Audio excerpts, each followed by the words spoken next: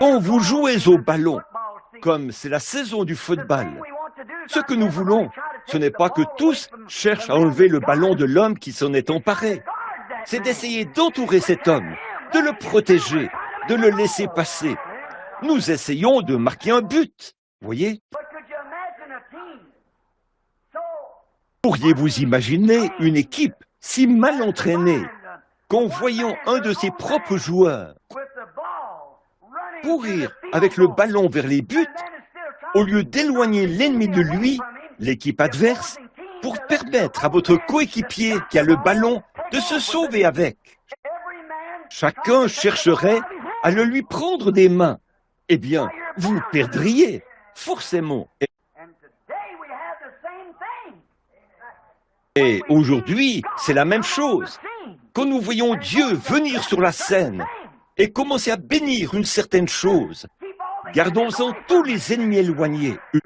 Utilisons notre influence en tant que plaqueurs, pas en tant que coureurs, mais des plaqueurs qui protègent le coureur, qui le laissent porter le ballon jusqu'au bout, parce que rien ne lui fait opposition. Tout ce qu'il a à faire, c'est de continuer à courir. Et nous devrions être des plaqueurs. Je prêche dans le monde entier, vous savez, pour les hommes d'affaires du plein évangile, partout dans le monde, organisant des chapitres. Il n'y a pas longtemps, quand je crois que c'était à Kingston, en Jamaïque, quand ils ont eu Castro et tous les autres là-bas à cette réunion, où nous étions allés à cet endroit qui lui appartient. Oui, c'est comme ça que ça s'est passé. Et les célébrités de toute l'île étaient présentes. Et ces hommes d'affaires essayaient de prêcher l'Évangile. Ils ne sont pas à leur place. Nous, prédicateurs, avons assez de difficultés à garder cela d'aplomb. Et eux, ils utilisent chaque petite influence qu'ils peuvent trouver, et chaque petite technique comme ceci et comme cela. Et ils gardent cela si embrouillé que vous ne savez que faire.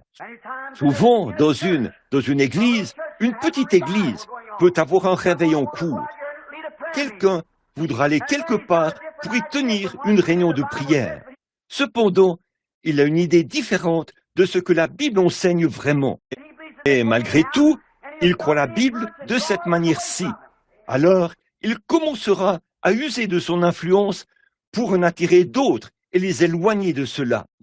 La chose à faire, c'est de protéger ce message au fur et à mesure qu'il avance. Restez parfaitement avec lui et repoussez tout ce qui est autour de lui, si nous voulons, une fois, franchir la ligne des buts. Très bien. Et je leur ai dit, frère, il y a quelque chose qui ne va pas. Vous êtes des hommes d'affaires. Premièrement, vous ne comprenez pas l'approche. Vous ne comprenez pas l'approche du ministère. Parce que le ministère est un don que Dieu a donné, un appel de Dieu. Dieu a établi dans l'Église, premièrement, des apôtres, des prophètes, des docteurs, des évangélistes et des pasteurs. Dieu les a établis là pour le perfectionnement de l'Église. Les hommes d'affaires devraient témoigner. Les femmes, les ménagères, peu importe si vous êtes la bonne chez quelqu'un, témoignez. Faites tout ce que vous pouvez pour le royaume. Mais n'injectez jamais vos propres idées. Dites seulement ce que dit le message et continuez à avancer. Voyez?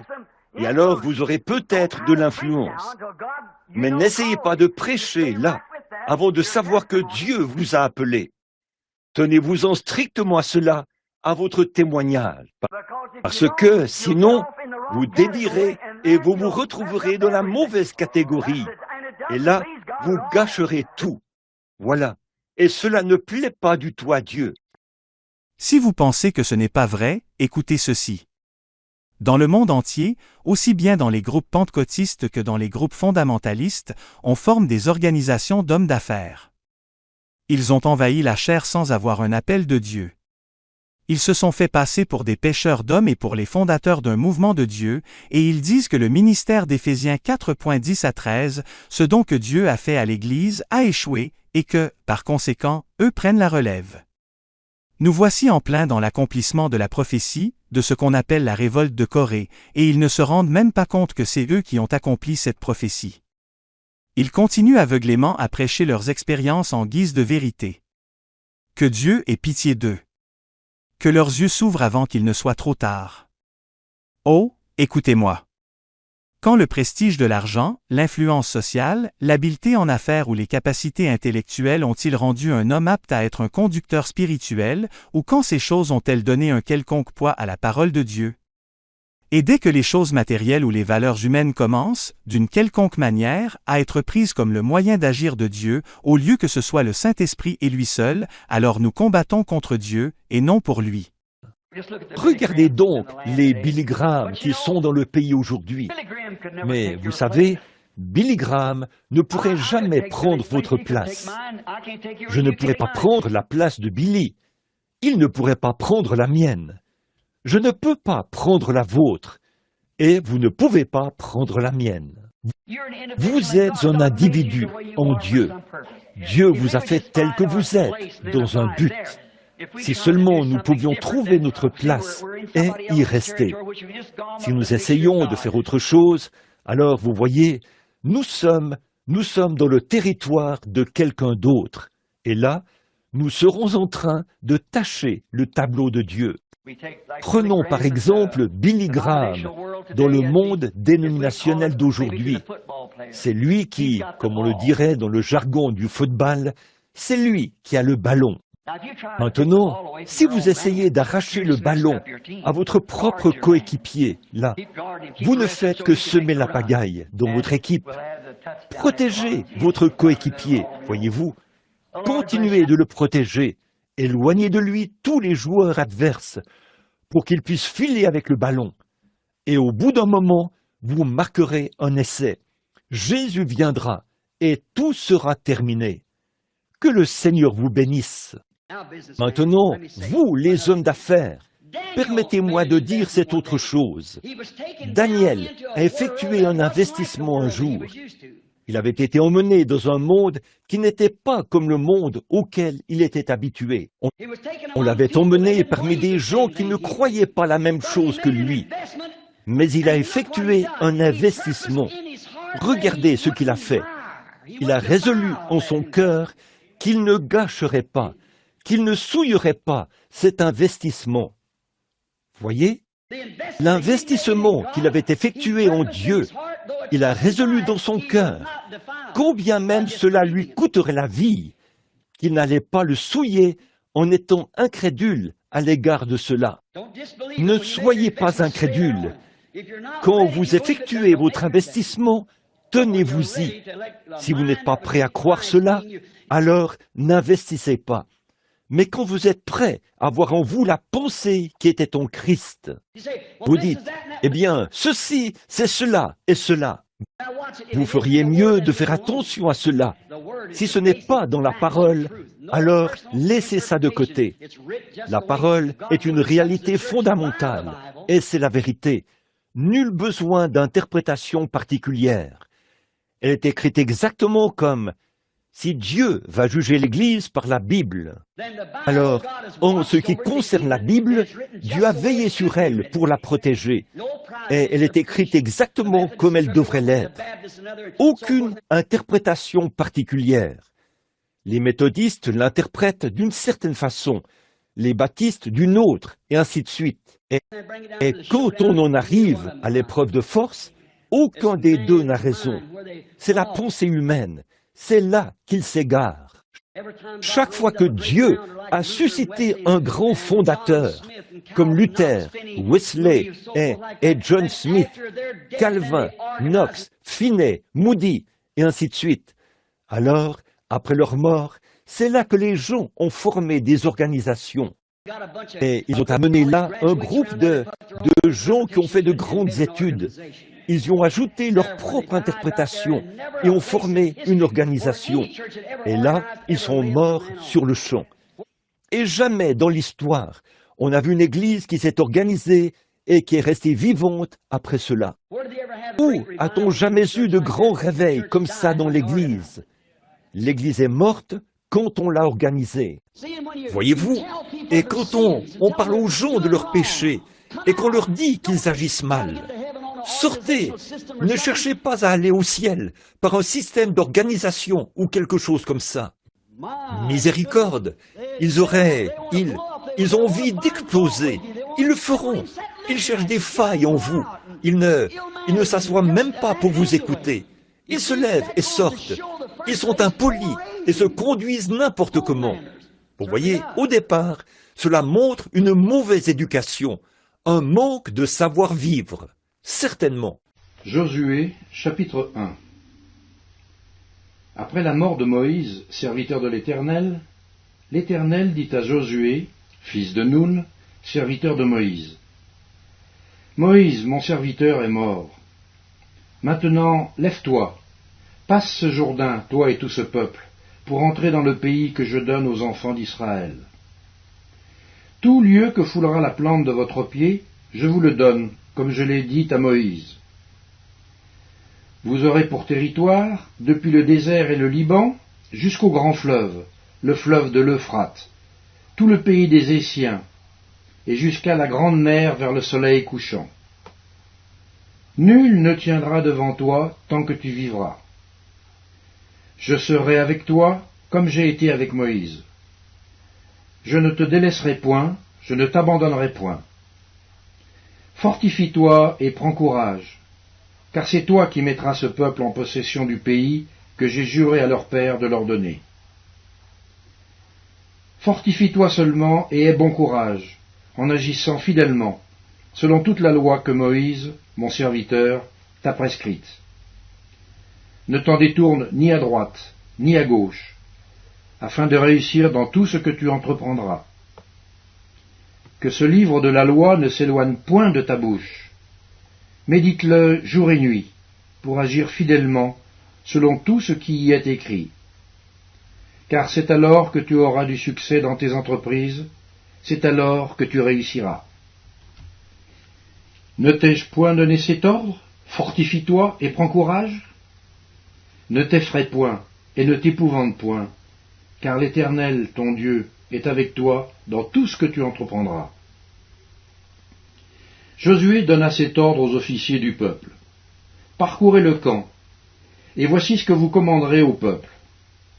Préparez-vous des provisions, car dans 3 jours, vous passerez ce Jourdain pour aller conquérir le pays dont l'Éternel, votre Dieu, vous donne la possession. Josué dit aux Rubénites, aux Gadites et à la demi-tribu de Manassé, « Rappelez-vous ce que vous a prescrit Moïse, serviteur de l'Éternel, quand il a dit « L'Éternel votre Dieu vous a accordé du repos et vous a donné ce pays. Vos femmes, vos petits-enfants et vos troupeaux resteront dans le pays que vous a donné Moïse de ce côté-ci du Jourdain.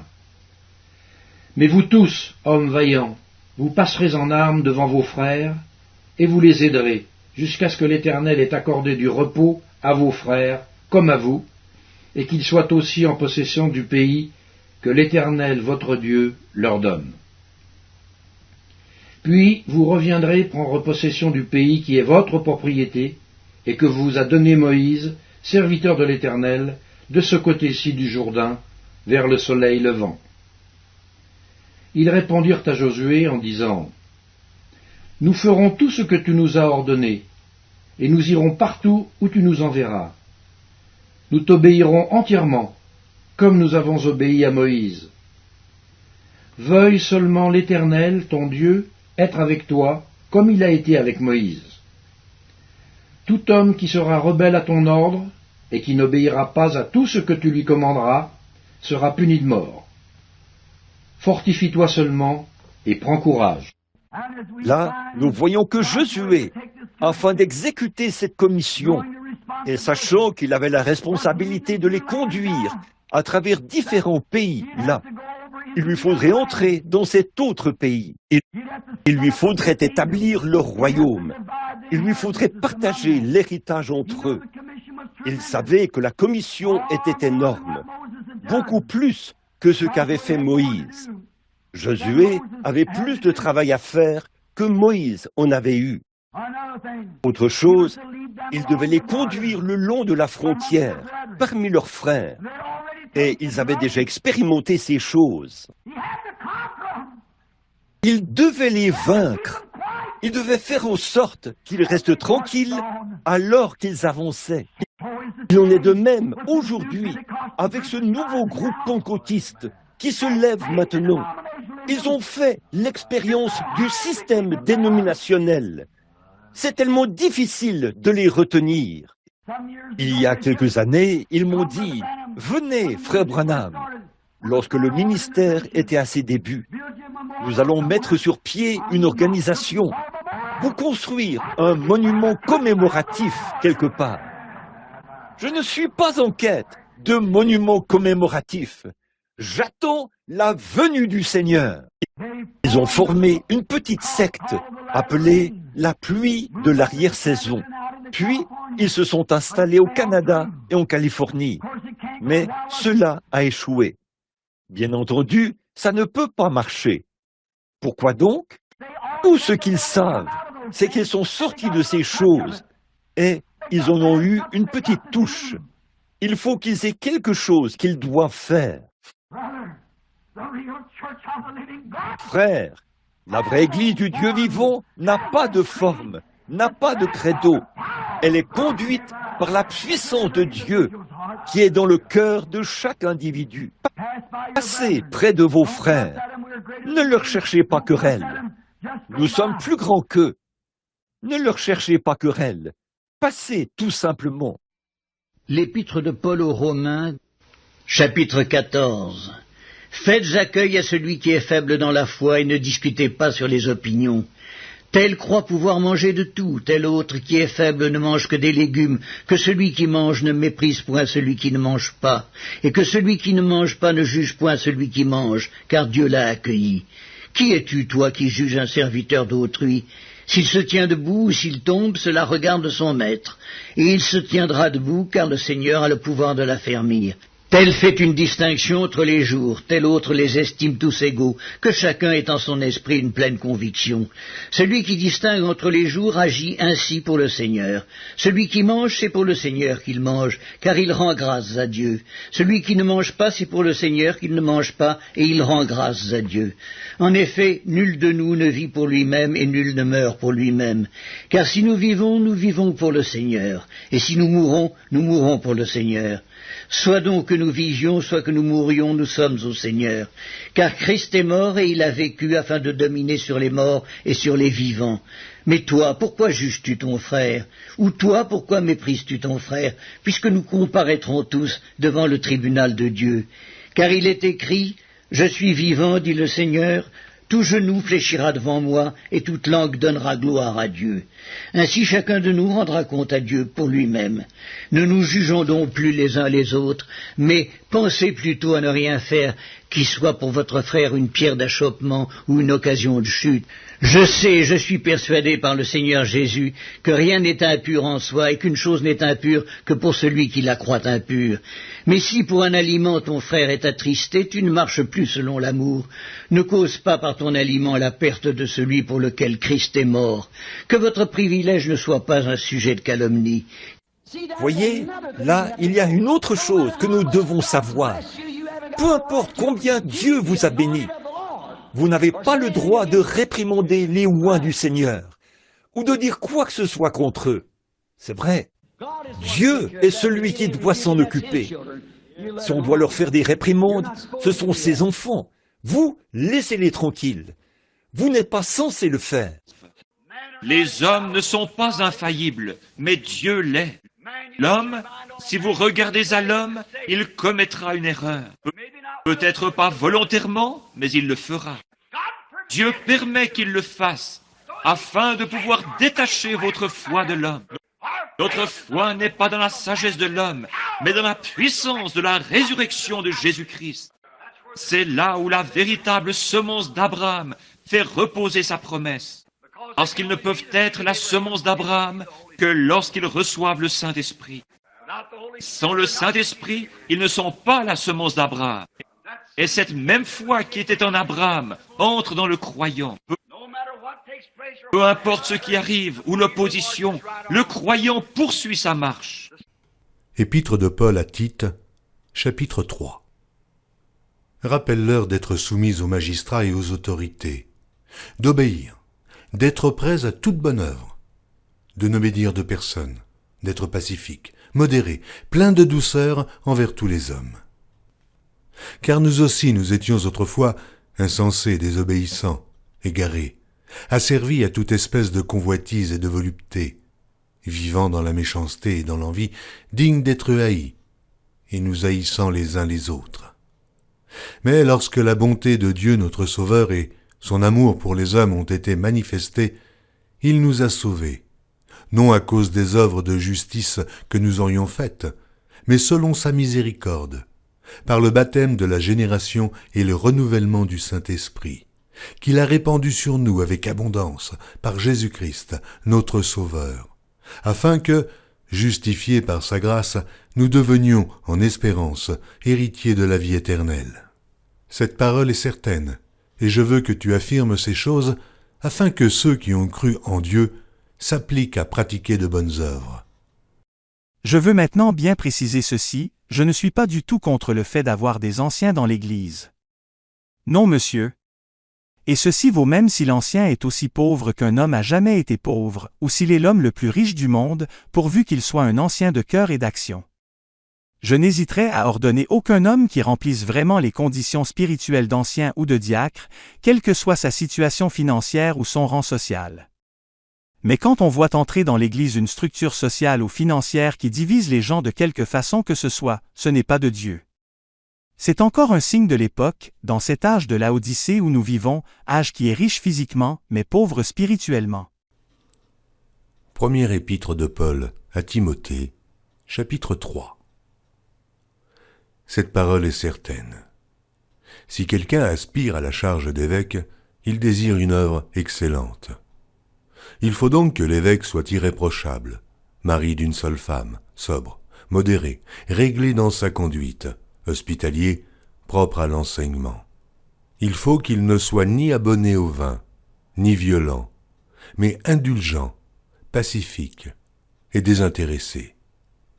Il faut qu'il dirige bien sa propre maison et qu'il tienne ses enfants dans la soumission et dans une parfaite honnêteté. Car si quelqu'un ne sait pas diriger sa propre maison, comment prendra-t-il soin de l'Église de Dieu? Il ne faut pas qu'il soit un nouveau converti, de peur qu'enflé d'orgueil, il ne tombe sous le jugement du diable. Il faut aussi qu'il reçoive un bon témoignage de ceux du dehors, afin de ne pas tomber dans l'opprobre et dans les pièges du diable. Les diacres aussi doivent être honnêtes, éloignés de la duplicité, des excès du vin, d'un gain sordide, conservant le mystère de la foi dans une conscience pure. Qu'on les éprouve d'abord, et qu'ils exercent ensuite leur ministère, s'ils sont sans reproche. Les femmes, de même, doivent être honnêtes, non médisantes, sobres, fidèles en toutes choses. Les diacres doivent être mariés d'une seule femme, et diriger bien leurs enfants et leur propre maison. Car ceux qui remplissent convenablement leur ministère s'acquièrent un rang honorable et une grande assurance dans la foi en Jésus-Christ.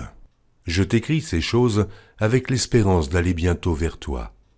Mais afin que tu saches, si je tarde, comment il faut se conduire dans la maison de Dieu, qui est l'Église du Dieu vivant, la colonne et l'appui de la vérité.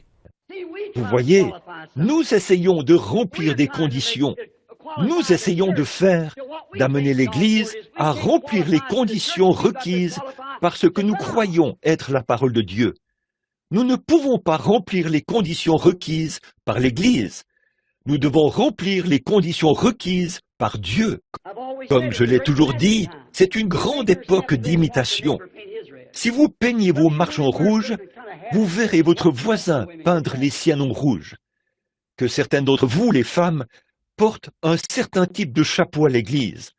Vous verrez les autres femmes se procurer la même chose. Madame Jacqueline Kennedy avait cette coiffure hydrocéphale. Et regardez toutes les femmes. Elles portaient ces espèces de petits habits en toile de différentes couleurs, ou des choses de ce genre. C'est scandaleux pour la femme d'être dans la rue portant ces vêtements aussi moulants. Regardez toutes les femmes faire la même chose.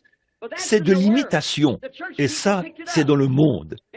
Les femmes de l'Église ont adopté cela, et c'est une honte qu'elles le fassent. C'est mal pour elles de le faire, et c'est déshonorant. Et quand on voit cela s'infiltrer au sein des pentecôtistes, c'est encore plus honteux. C'est vrai, mais voyez-vous, l'Église tolère cela et les laisse faire. Bon, peu nous importe. Peu m'importe si mon veston est assorti à mon pantalon ou si ma cravate est assortie à mon veston.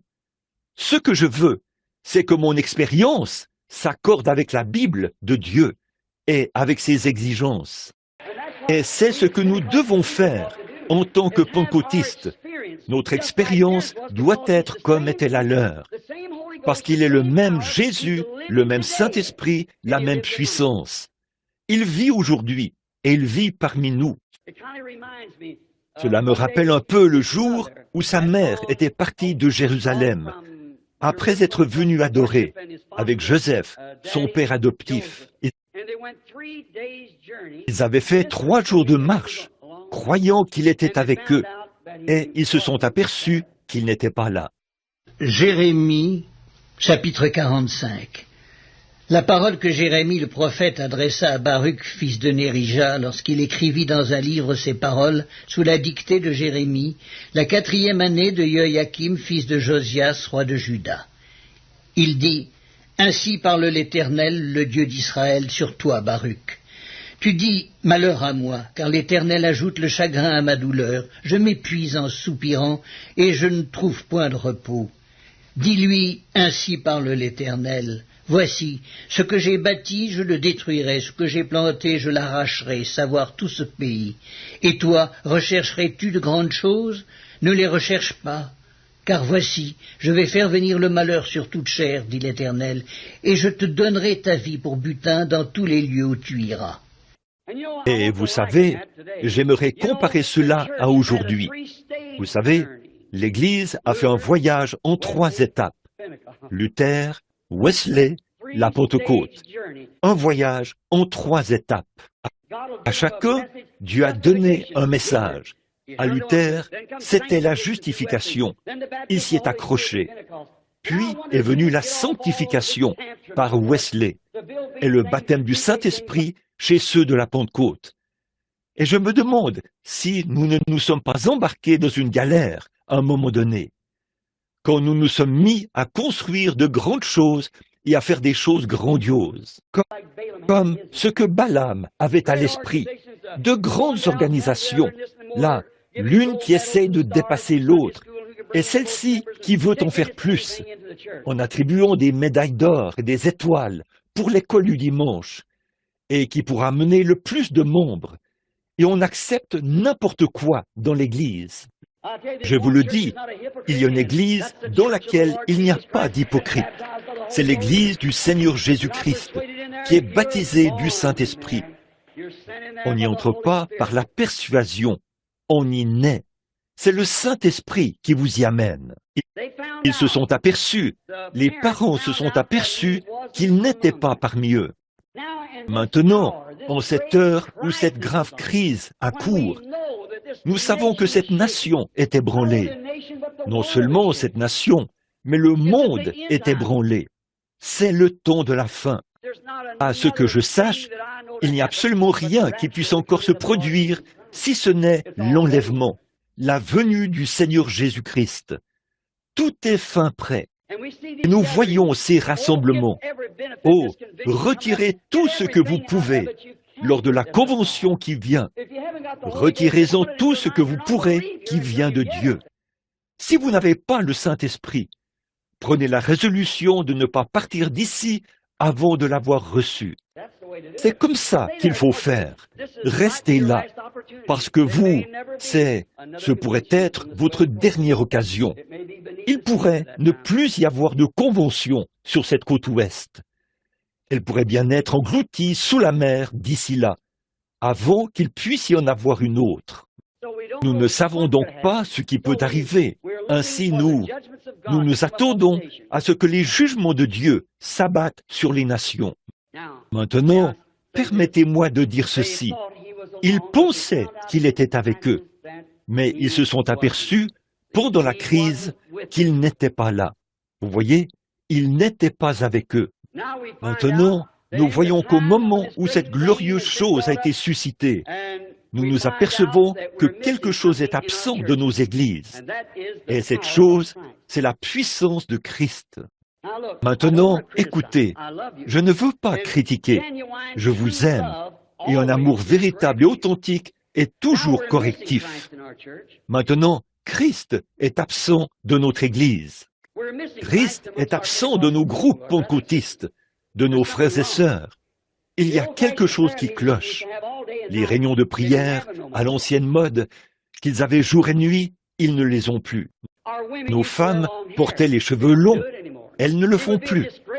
Autrefois, dans les tout débuts, il aurait été honteux pour les femmes de se maquiller ou d'utiliser du maquillage et d'agir comme ces femmes le font.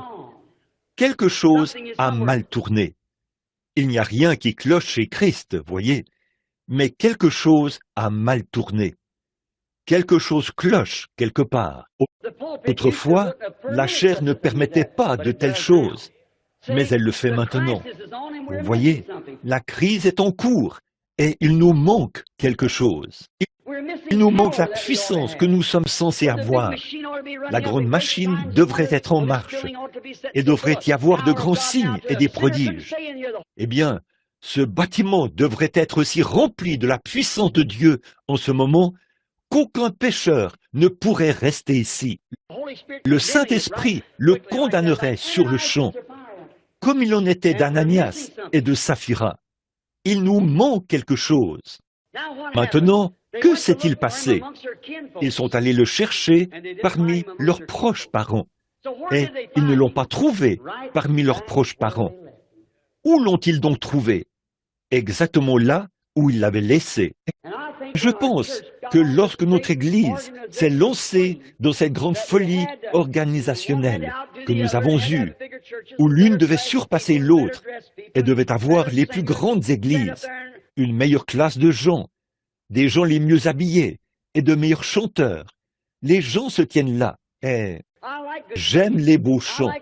J'aime vraiment les beaux chants pentecôtistes à l'ancienne mode. Mais je ne supporte pas ces choses artificielles. Ça ne passe pas du tout chez moi. Retenir son souffle jusqu'à ce que le visage devienne bleu, juste pour qu'on vous entende. Je crois dans le fait de chanter du fond du cœur, par l'Esprit de Dieu, comme ce que j'ai entendu ici il y a quelques instants. Voyez, j'aime les bons vieux cris à l'ancienne mode, mais je pense que les cris peuvent continuer, peu importe si la musique joue ou pas. L'Esprit de Dieu sur les gens fait descendre les bénédictions et la puissance de Dieu. Je crois que l'homme peut témoigner, chanter et louer Dieu à son lieu de travail, où qu'il soit, certainement. Jérémie, chapitre 6. Ainsi parle l'Éternel. Placez-vous sur les chemins, regardez et demandez quels sont les anciens sentiers, quelle est la bonne voie. Marchez-y et vous trouverez le repos de vos âmes. Mais ils répondent, nous n'y marcherons pas. J'ai mis près de vous des sentinelles, soyez attentifs au son de la trompette, mais ils répondent, nous n'y serons pas attentifs. C'est pourquoi, écoutez, nation, sachez ce qui leur arrivera, assemblée des peuples. Écoute, terre. Voici, je fais venir sur ce peuple le malheur, fruit de ses pensées, car ils n'ont point été attentifs à mes paroles, ils ont méprisé ma loi. Qu'ai-je besoin de l'encens qui vient de Séba, du roseau aromatique d'un pays lointain? Vos holocaustes ne me plaisent point, et vos sacrifices ne me sont point agréables. C'est pourquoi, ainsi parle l'Éternel, voici, je mettrai devant ce peuple des pierres d'achoppement contre lesquelles se heurteront ensemble pères et fils, voisins et amis, et ils périront.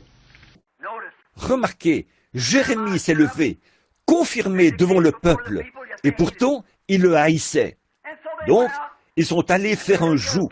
Il y est allé, et il l'a mis sur son cou, et il est allé devant le peuple. Il disait, « Oh, nous sommes le grand peuple de Dieu. Voyons, nous sommes Israël. Nous sommes vraiment sincères dans notre synagogue. Nous allons à l'office tous les dimanches. Nous offrons des sacrifices et nous donnons notre argent. Comment donc Nebuchadnezzar pourrait-il retenir en sa possession les choses saintes de Dieu?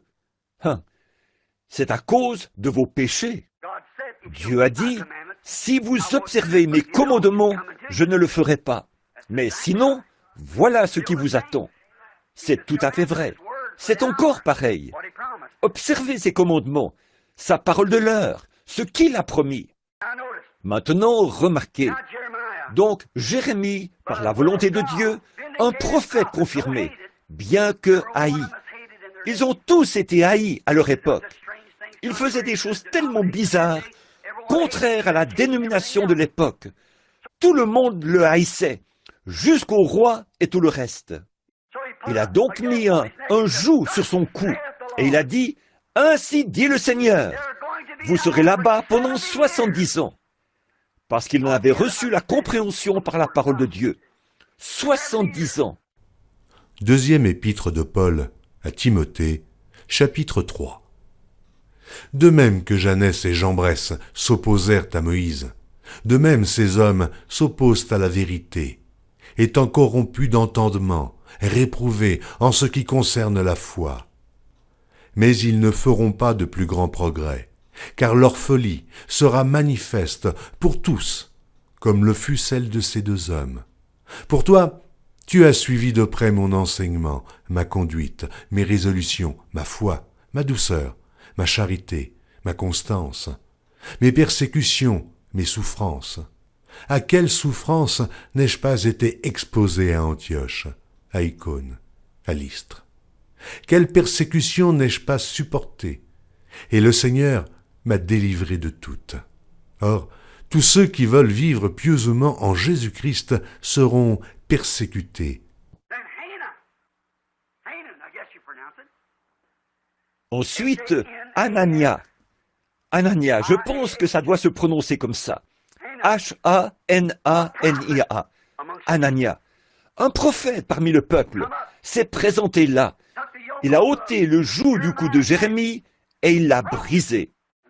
Et il a dit, pour faire l'important devant le peuple, vous voyez, alors que ce qui était dit, c'était contraire à la parole de Dieu.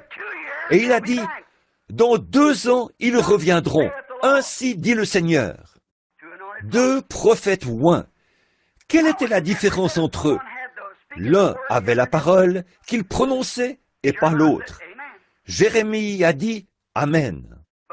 Devant tous les anciens et l'assemblée, tout Israël, vous voyez, il voulait montrer qu'il pouvait être aussi important que Jérémie. Tu sais, il ne t'aime pas de toute façon. Alors, moi aussi, je suis prophète.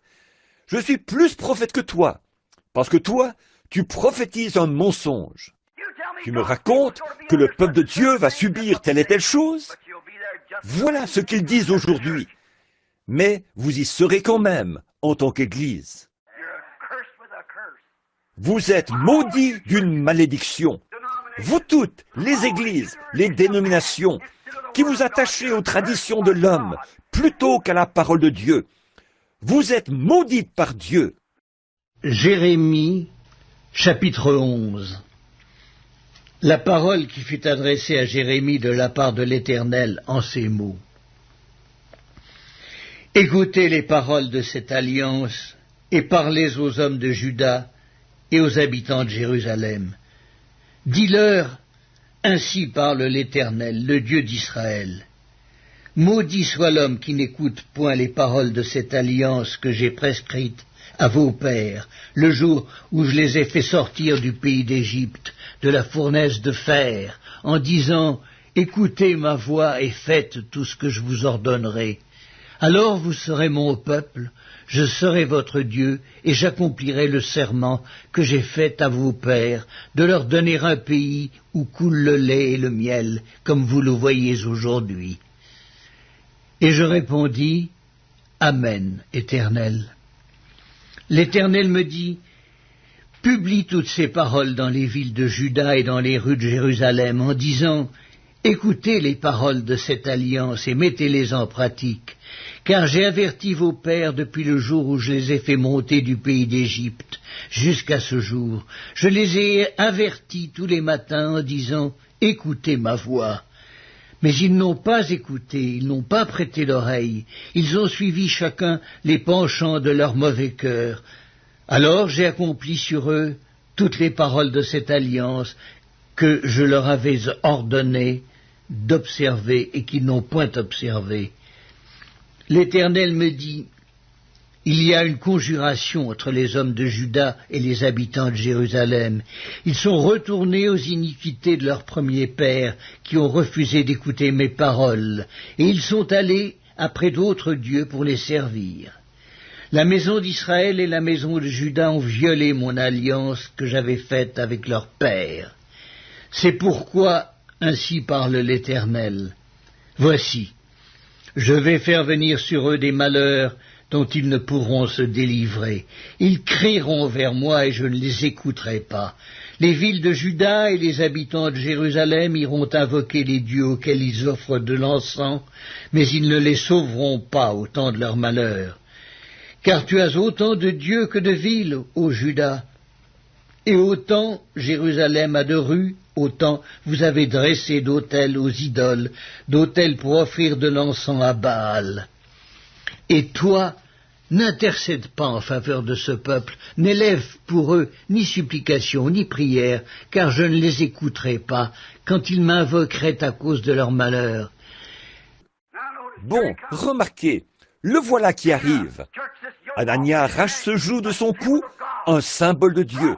Il l'a brisé et il a dit, « Ainsi dit le Seigneur, dans 2 ans, ils reviendront. » Rien que pour se montrer. Moi, je suis un tel. En effet, il a pris cette place, lui qui était un prophète dans une organisation. Jérémie était un homme des lieux sauvages. Il vivait seul. S'il prophétisait tout le temps des choses mauvaises contre eux, c'est parce qu'ils étaient mauvais.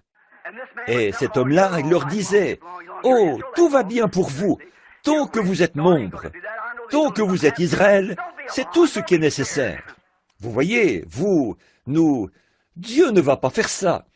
Je sais qu'il s'est passé un petit quelque chose là, mais ne vous alarmez pas, n'ayez pas peur. Oh, frères, ils sont encore en vie aujourd'hui. Ne vous inquiétez pas, tout va bien. Nous avons tout ça bien en main. Nous sommes l'Église. N'allez pas penser ça. Ah oui. Donc il a dit, tout va bien. Ils reviendront dans 2 ans. Ça, c'est une petite chose qui est arrivée. Ce n'est rien d'exceptionnel. Ça arrive. C'est juste Nebuchadnezzar qui est venu ici. Mais notre Dieu va s'occuper de tout ça. Seulement, la parole disait qu'ils y seraient 70 ans, jusqu'à ce que cette génération-là se soit éteinte, et une autre génération. Une génération, c'est 40 ans. C'est pendant presque 2 générations que vous serez là-bas. Et Jérémie l'a dit conformément à la parole de Dieu. Anania a brisé ça. Jérémie a dit, très bien, amen. Seulement, Anania, souvenons-nous-en, nous sommes tous les 2 prophètes, nous sommes prédicateurs. Et je te dis ceci, mon frère, souvenons-nous qu'il y a eu des prophètes avant nous. Ils ont prophétisé contre des royaumes. Ils ont prophétisé contre certaines choses.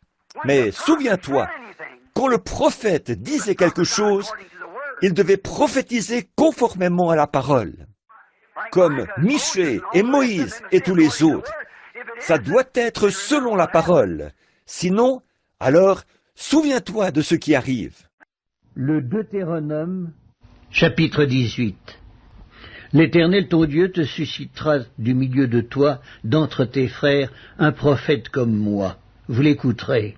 Il répondra ainsi à la demande que tu fis à l'Éternel ton Dieu, à Horeb, le jour de l'assemblée, quand tu disais « Que je n'entende plus la voix de l'Éternel mon Dieu, et que je ne vois plus ce grand feu afin de ne pas mourir. » L'Éternel me dit « Ce qu'ils ont dit est bien.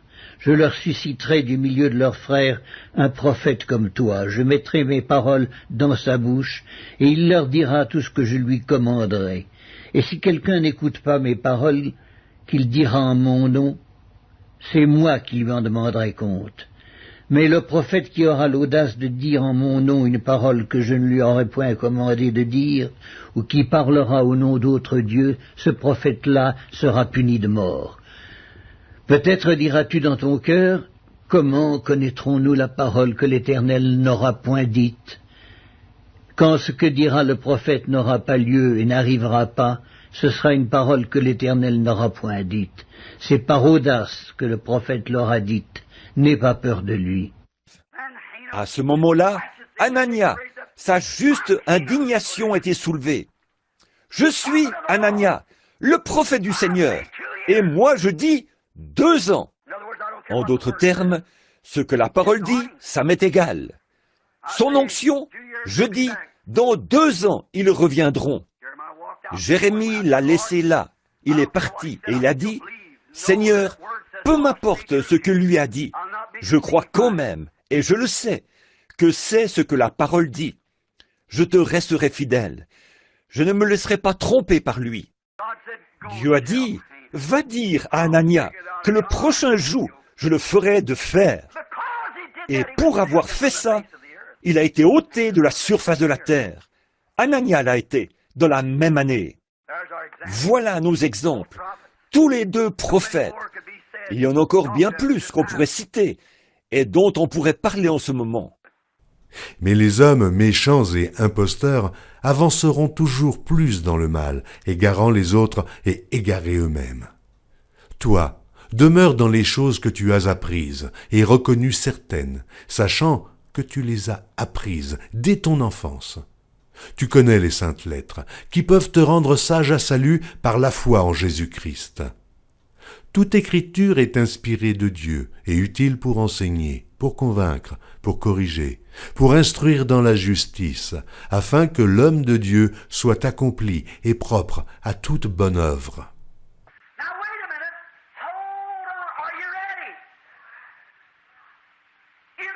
Un instant là, attendez, êtes-vous prêts?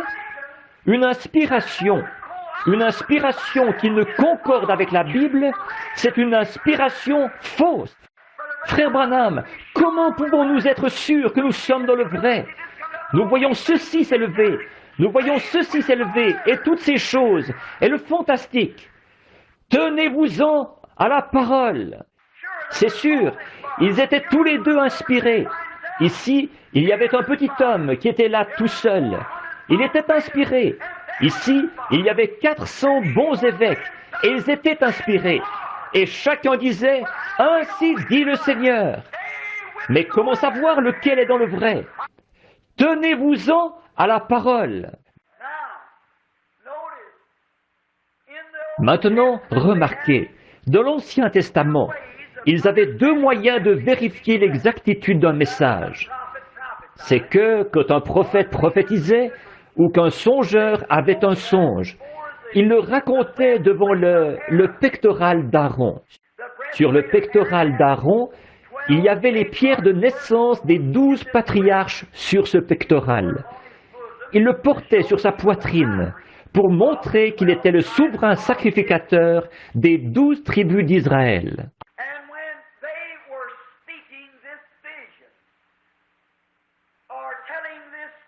Alors, quand il racontait cette vision, ou qu'il racontait ce songe, si Dieu confirmait la chose, il y avait une lumière surnaturelle qui brillait sur cette Urim-Tumim, et qui confirmait que ce message-là était vrai. Peu importe combien ce message pouvait avoir l'air réaliste, peu importe combien il semblait bien concorder avec l'époque, si la lumière surnaturelle sur l'Urim-Tumim ne brillait pas, il était rejeté, parce qu'il n'était pas de Dieu. Et je dis aujourd'hui, oh, je veux que vous écoutiez. Tout message, quand même il viendrait d'un prêtre, d'un prédicateur, d'un prophète, de n'importe quoi d'autre, n'importe quel homme, si spirituel qu'il soit, quelle que soit sa fonction, ce qu'il a fait, qu'il ait ressuscité les morts, qu'il ait guéri les malades, qu'il soit l'archevêque de Canterbury, qu'il soit le pape de Rome, qu'il soit à la tête d'une grande dénomination, si spirituel qu'il soit. Il aura beau avoir parlé en langue, il aura beau avoir dansé dans l'esprit, il aura beau avoir prêché l'Évangile, quoi qu'il ait fait, si son message ne vient pas de la Bible, il est faux. C'est ceci, l'Urim Tumim de Dieu. Quand la Bible a été achevée, l'ange est descendu, il parlait à Jean. Ensuite, Jésus est venu lui-même. Il a dit, « Moi, Jésus, j'ai envoyé mon ange pour attester ces choses.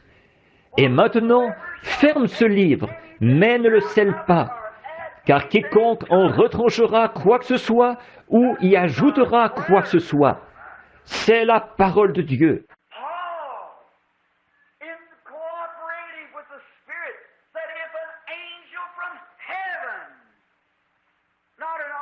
Paul, de concert avec l'Esprit, a dit, quand un ange du ciel, pas un archevêque, pas un pape, pas un cardinal, mais quand un ange du ciel apporterait tout autre message que celui-ci, qu'il vous soit anathème.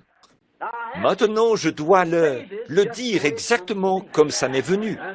Et alors, et si ce qui m'est venu ne concorde pas avec le reste des Écritures, alors ce n'est pas Dieu qui l'a donné. Vous voyez, chacune des Écritures doit... Cela fait partie d'un grand tout, comme ça.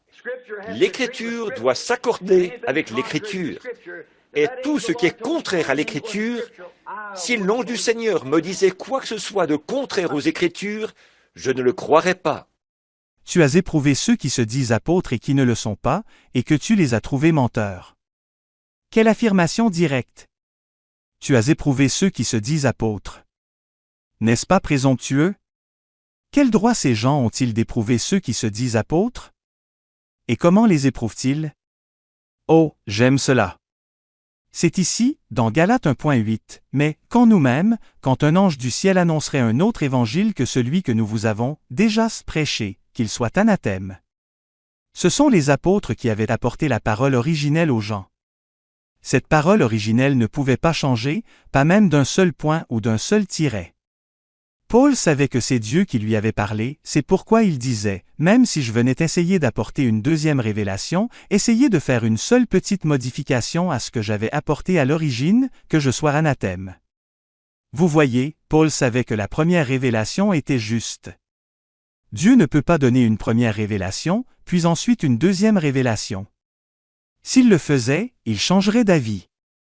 Il peut donner une révélation, puis ensuite y ajouter, comme il l'a fait dans le jardin d'Éden quand il a promis la semence à la femme, et qu'ensuite il a précisé que cette semence devait venir à travers Abraham, puis ensuite qu'elle devait venir par cette même lignée à travers David. Mais c'était la même révélation. Elle fournissait seulement plus de renseignements aux gens pour les aider à la recevoir et à la comprendre. Mais la parole de Dieu ne peut pas changer. La semence est venue exactement comme cela avait été révélé. Alléluia! Et voyez ce que faisaient ces faux apôtres, ils apportaient leur propre parole. Ces Éphésiens connaissaient la parole telle que Paul l'avait enseignée. Ils étaient remplis du Saint-Esprit par l'imposition des mains de Paul. Ils ont regardé ces faux apôtres droit dans les yeux et leur ont dit, « Vous ne dites pas ce que Paul a dit, donc vous êtes des faux. » Oh, cela enflamme mon cœur. Revenez à la parole. En réalité, ce n'est pas vous qui éprouvez l'apôtre, le prophète et l'enseignant, c'est la parole qui les éprouve. Un de ces jours, un prophète viendra à l'âge de l'église de Laodicée, et vous saurez si oui ou non il est le vrai, celui que Dieu a envoyé. Oui, vous le saurez, car s'il est de Dieu, il se tiendra sur cette parole exactement telle que Dieu l'a donnée à Paul. Il ne déviera pas un seul instant de cette parole, pas même d'un iota. Dans ce dernier âge, où beaucoup de faux prophètes apparaîtront, observez-les, et vous les verrez sans cesse vous répéter que vous serez perdus si vous ne les croyez pas, eux et ce qu'ils disent, mais quand ce prophète du dernier jour fera son entrée, s'il est réellement ce prophète, il criera « Revenez à la parole, sinon vous êtes perdus ». Il ne bâtira pas sur une révélation ou une interprétation particulière, mais sur la parole. Amen et Amen. Nous sommes conscients que lorsqu'on lit la Bible, on ne la lit pas comme on lirait un journal. En effet, le Saint-Esprit, dans sa sagesse, a caché beaucoup de choses aux yeux des sages et des intelligents. Et il les a révélées aux enfants qui seraient disposés à apprendre. Dieu veut quelqu'un qui a faim, afin qu'il puisse simplement le prendre à part, le faire asseoir et dire « Voilà, c'est ça, mon enfant. Ce qu'il faut, c'est ceci. Le monde ne comprend pas cela, mais tu comprendras cela. Tu vois, que cela soit ainsi. Donc, toute écriture est donnée par inspiration, alors elle doit être interprétée par inspiration. Et aussi, l'écriture doit concorder avec l'écriture. Et je me suis dit que ce serait possible, peut-être aujourd'hui, comme je suis conscient que par la grâce de Dieu et par le ministère qu'il m'a confié pour l'apporter aux gens s'accrochent aux mots et s'en tiennent à cela. J'essaye toujours d'aborder cela d'une manière aussi respectueuse et désintéressée que possible, car est par l'écriture. Et si ça ne concorde pas avec l'écriture, je laisse simplement ça de côté. Le premier livre des rois, chapitre 22. On resta 3 ans sans qu'il y eût guerre entre la Syrie et Israël. La 3e année, Josaphat, roi de Juda, descendit auprès du roi d'Israël. Le roi d'Israël dit à ses serviteurs, « Savez-vous que Ramoth en Galaad est à nous, et nous ne nous inquiétons pas de la reprendre des mains du roi de Syrie ?» Et il dit à Josaphat, « Veux-tu venir avec moi attaquer Ramoth en Galaad ?» Josaphat répondit au roi d'Israël, « Nous irons, moi comme toi, mon peuple comme ton peuple, mes chevaux comme tes chevaux. » Puis Josaphat dit au roi d'Israël, « Consulte maintenant, je te prie, la parole de l'Éternel. » Le roi d'Israël assembla les prophètes au nombre d'environ 400 et leur dit, « Irai-je attaquer Ramoth en Galaad ou dois-je y renoncer ?» Et ils répondirent, « Monte, et le Seigneur la livrera entre les mains du roi. » Mais Josaphat dit, « N'y a-t-il plus ici aucun prophète de l'Éternel par qui nous puissions le consulter ?» Le roi d'Israël répondit à Josaphat, « Il y a encore un homme par qui l'on pourrait consulter l'Éternel, mais je le hais, car il ne me prophétise rien de bon. Il ne prophétise que du mal. C'est Michée, fils de Jimla. » Et Josaphat dit, « Que le roi ne parle pas ainsi. » Alors le roi d'Israël appela un eunuque et dit, « Fais venir de suite Michée, fils de Jimla. » Le roi d'Israël et Josaphat, roi de Juda, étaient assis, chacun sur son trône, revêtus de leurs habits royaux, dans la place, à l'entrée de la porte de Samarie. Et tous les prophètes prophétisaient devant eux. Sédécias, fils de Kenaana, s'était fait des cornes de fer, et il dit, « Ainsi parle l'Éternel. Avec ces cornes tu frapperas les Syriens jusqu'à les détruire. » Et tous les prophètes prophétisaient de même en disant, « Monte à Ramoth en Galaad, tu auras du succès, et l'Éternel la livrera entre les mains du roi. » Le messager qui était allé appeler Michée lui parla ainsi.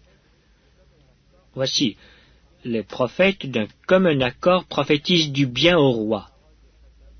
Que ta parole soit donc comme la parole de chacun d'eux, annonce du bien. » Michée répondit, « L'Éternel est vivant. J'annoncerai ce que l'Éternel me dira. » Oh, combien c'est dommage quand nous pensons à l'Église. Parfois, si le pasteur fait partie d'une certaine organisation ou d'un clan, et que cette organisation l'envoie dans une certaine église, il arrive que les mains de ce pasteur soient liées par cette organisation. Or, ce brave homme veut servir le Seigneur. Il pense Il est enseigné que c'est à peu près la seule manière qu'il puisse le faire, en servant son organisation. Et s'il se levait et prêchait ce que dit la parole, l'Église voterait son renvoi. Et alors, il aurait peur de n'avoir plus l'occasion de prêcher l'Évangile. Oh, ce dont nous avons besoin la chair aujourd'hui, ce sont des hommes comme Osias. Peu importe la politique de son Église ou la politique de n'importe quoi d'autre, il agissait selon les directives de Dieu d'un bout à l'autre. Il attendait jusqu'à ce qu'il ait « l'ainsi dit le Seigneur ». Ensuite, il le faisait. Ce petit prophète, qui était un jeune homme d'environ son âge, allait dans le temple avec lui, et ils s'agenouillaient ensemble et priaient sans doute, et demandaient ce qu'était la volonté du Seigneur. Et ensuite, il comparait cela aux lois de la Bible. Alors, si c'était conforme, Osias la faisait passer. Si ça ne l'était pas, il condamnait cette politique. Ô Dieu, donne-nous-en plus comme celui-là. Et cela réjouissait Ésaïe, parce qu'il était né prophète. Et j'aime tellement la parole. La parole est la vérité.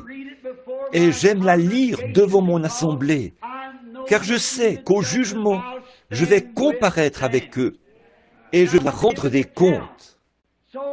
Ainsi, si je le tire de la parole, alors je ne serai pas coupable, parce que c'est la parole, et Dieu est responsable de sa parole. Nous voyons tellement d'évangélistes et tout aujourd'hui qui mettent en avant leur personnalité. Oh, c'est une chose honteuse. Et on découvre en allant dans les églises. On visite une église et on y trouve un certain pasteur. Il a une petite manière d'agir particulière, une petite émotion. Si on ne prête pas attention, toute l'assemblée prendra cet esprit. S'il est juste un peu émotif, ou s'il secoue la tête, ou fait un petit quelque chose de bizarre, eh bien, toute l'Église fera la même chose. Et nous avons aujourd'hui, dans nos églises modernes, c'en est au point où ce sont des sensations et des petites choses comme ça. Et c'est devenu une telle confusion. Mais, oh mes frères bien-aimés, s'il y a un temps où nous devrions nous aligner sur la parole, c'est aujourd'hui. Vous voyez, je n'aimerais pas comparaître au jugement et savoir que j'avais une petite révélation un peu particulière, non fondée, et que j'ai induit les gens en erreur. Je ne veux pas qu'ils aient mon esprit, ma façon d'agir, mais je veux qu'ils aient l'Esprit de Dieu, selon la parole de Dieu, qui produit la vérité. L'épître de Paul aux Philippiens, chapitre 1. Je veux que vous sachiez, frères, que ce qui m'est arrivé a plutôt contribué au progrès de l'Évangile. En effet, dans tout le prétoire et partout ailleurs, nul n'ignore que c'est pour Christ que je suis dans les liens, et la plupart des frères dans le Seigneur, encouragés par mes liens, ont plus d'assurance pour annoncer sans crainte la parole. Quelques-uns, il est vrai, et prêchent Christ par envie et par esprit de dispute, mais d'autres le prêchent avec des dispositions bienveillantes. Ceux-ci agissent par amour, sachant que je suis établi pour la défense de l'Évangile, tandis que ceux-là, animés d'un esprit de dispute, annoncent Christ par des motifs qui ne sont pas purs et avec la pensée de me susciter quelque tribulation dans mes liens. Qu'importe, de toute manière, que ce soit pour l'apparence, que ce soit sincèrement, Christ n'est pas moins annoncé. Je m'en réjouis et je m'en réjouirai encore. Car je sais que cela tournera à mon salut grâce à vos prières et à l'assistance de l'Esprit de Jésus-Christ, selon ma ferme attente et mon espérance que je n'aurai honte de rien, mais que maintenant, comme toujours, Christ sera glorifié dans mon corps avec une pleine assurance, soit par ma vie, soit par ma mort. Car Christ est ma vie et la mort m'est un gain. Oh Dieu! C'est comme à la chair. Où est-ce qu'il y a des hommes, de vrais hommes, des hommes qui sont prêts à défendre un principe? Où est-ce qu'il y a des femmes qui sont prêtes à défendre un principe? Où est-ce qu'il y a une église qui est prête à défendre un principe? Je n'ai pas pour 2 sous de temps à perdre avec un esprit mou, lâche et qui fait des compromis. Si une femme est femme, qu'elle soit une dame. Si un homme est homme, qu'il soit vraiment un homme. Si c'est un président, où sont passés ceux de la trompe de John Quincy Adams? Où sont passés ceux de la trompe d'Abraham Lincoln? Des hommes qui ont des principes. Où sont passés ceux de la trompe de Patrick Henry qui disait « Donnez-moi la liberté, sinon donnez-moi la mort ». Où est-ce qu'il y a un homme qui prend position pour ce qui est juste? Où est-ce qu'il y a un homme qui n'a pas peur de parler? Peu importe, même si le monde entier est contre lui, qui défendra ouvertement ce qui est juste, s'en tiendra à ça, quitte à y laisser sa vie. Où sont nos Arnold von Winkelried d'aujourd'hui?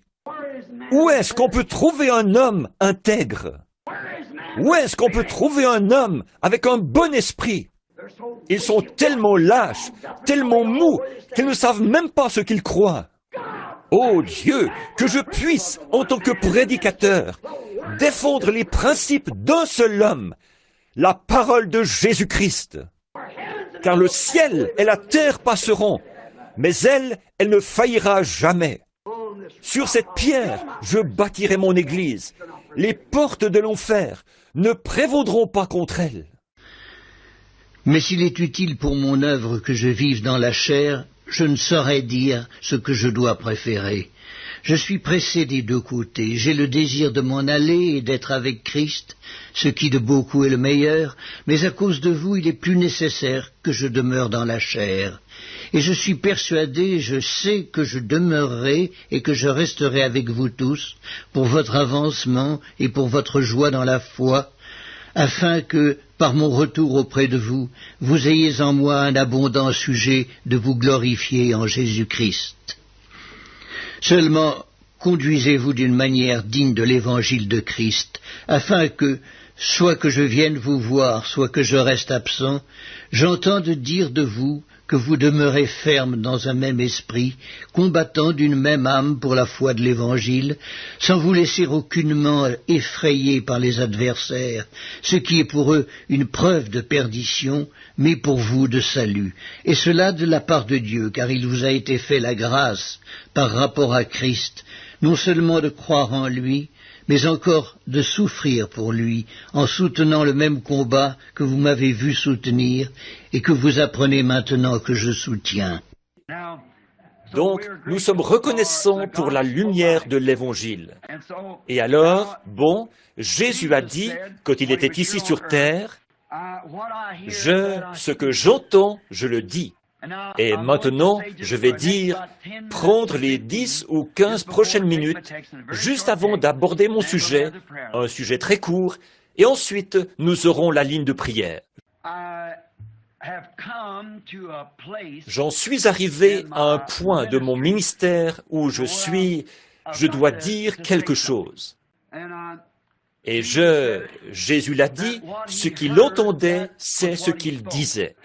Et il a dit, « Je vous ai appelés mes amis. » Et un ami dit tout à ses amis. Paul a dit dans Actes 20, 27, « Je vous ai annoncé tout le conseil de Dieu, sans en rien cacher. » Voyez? Et puis-je dire la même chose ce soir en m'associant à ce grand saint d'autrefois? Pour autant que je le sache, je n'en ai rien caché. Au contraire, je vous ai annoncé tout le conseil de Dieu. Quelqu'un faisait passer l'une des bandes l'autre jour. Et juste parce que ça a irrité une personne, elle a tiré sur ces gens par la fenêtre. Et une femme a été blessée. Alors, peut-être qu'un jour, je scellerai mon témoignage. Mais quand cette heure viendra et que je suis prêt à partir, tant que mon heure ne sera pas venue, rien ne peut me faire de mal, rien avant cette heure-là. Voyez? Or, nous croyons au même évangile, tel quel, comme la Bible est écrite. Il est parfaitement bien ajusté. Et si l'arme à feu est ajustée avec précision et bien réglée, alors si le coup frappe la cible la première fois, il la frappera la deuxième fois et toutes les fois. Ésaïe, chapitre 29. Soyez stupéfaits et étonnés, fermez les yeux et devenez aveugles. Ils sont ivres, mais ce n'est pas de vin, ils chancellent, mais ce n'est pas l'effet des liqueurs fortes. Car l'Éternel a répandu sur vous un esprit d'assoupissement. Il a fermé vos yeux, les prophètes, il a voilé vos têtes, les voyants. Toute la révélation est pour vous comme les mots d'un livre cacheté que l'on donne à un homme qui sait lire en disant « Lis donc cela » et qui répond « Je ne le puis car il est cacheté » ou comme un livre que l'on donne à un homme qui ne sait pas lire en disant « Lis donc cela » et qui répond « Je ne sais pas lire ». Le Seigneur dit « Quand ce peuple s'approche de moi, il m'honore de la bouche et des lèvres, mais son cœur est éloigné de moi, et la crainte qu'il a de moi n'est qu'un précepte de tradition humaine. » Et c'en est au point que ce relâchement atteint un tel degré que la parole est maintenant étrangère aux gens. Ils n'y comprennent rien. Alors, on a beau la prononcer, ils n'y comprennent rien, parce qu'on ne leur a pas appris à la reconnaître. Paul a dit, si la trompette rend un son confus, qui se préparera au combat? Les gens ont appris à écouter la voix de l'Église, la trompette de l'Église. Il y a plus de gens qui viennent à notre école du dimanche qu'à toutes les autres. Ça ne veut rien dire. Il y a plus de membres dans notre dénomination que dans toutes les autres. Nous sommes la plus grande de toutes les dénominations. Voyez, voilà le genre de voix que les gens ont appris à écouter. Ils sortent dans les rues pour témoigner aux gens, les faire adhérer. On les fait adhérer par dizaines de milliers lors de grandes campagnes. Qu'est-ce qui les intéresse? Nous avons la plus grande église. Nous avons la plus grande assemblée. Nous avons l'école du dimanche qui compte le plus de membres. Le maire de la ville vient à notre église. Tout ça, c'est peut-être bien. Mais si cette même église n'a pas appris à reconnaître la voix de Dieu, la trompette de l'évangile, alors, ça sert à quoi? Voilà pourquoi ils sont aveugles. C'est comme à l'époque où Christ était sur terre. Oh là là, ils butent de la même manière. Ils disaient, c'est Belzébul. Ils voyaient bien qu'il pouvait faire ces choses. Alors ils disaient, c'est un enfant illégitime de naissance. Et il est un peu bizarre. Il est possédé par un démon. C'est un Samaritain de là-bas. Et il a un démon, lui. Voilà comment il arrive à faire ça. Jésus a dit, je veux bien vous pardonner ça. Voyez, d'avoir appelé la parole de Dieu, les œuvres de Dieu, un mauvais esprit. Il a dit, je veux bien vous pardonner ça. Mais un jour, le Saint-Esprit viendra, et un seul mot prononcé contre lui ne sera jamais pardonné. Ni dans ce siècle, ni dans le siècle à venir, ni au grand jour. Ce ne sera pas pardonné. Donc, vous voyez, ça, c'est écrit clairement dans l'Écriture. Alors, quand les gens arriveront en ce jour-là, quelle que soit leur force intellectuelle ou la taille de la dénomination dont ils font partie, ce sera condamné. Ils le seront, forcément. Ils ont blasphémé contre le Saint-Esprit en l'appelant exalté et en lui donnant un vilain nom ou quelque chose comme ça. Et l'Église de Dieu a dû endurer ça depuis toujours. Même Paul, devant Agrippa, a dit, selon la voie qu'on appelle une secte, ce qui veut dire folie. C'est ainsi que je sers le Dieu de nos pères. Ce grand érudit intellectuel a dû en arriver là, selon la voie qu'on appelle une secte. Pourquoi? Cela lui avait été révélé. Cette colonne de feu, là devant lui, avait dit, « Je suis Jésus, le grand Dieu qui était là-bas, dans le désert, avec Moïse. C'est moi. » Et il te serait dur de regimber contre les aiguillons. Alors Paul s'est tenu là. Il savait que sa vie était en jeu. Et il a dit, selon la voie qu'on appelle une secte, c'est ainsi que je sers le Dieu de nos pères.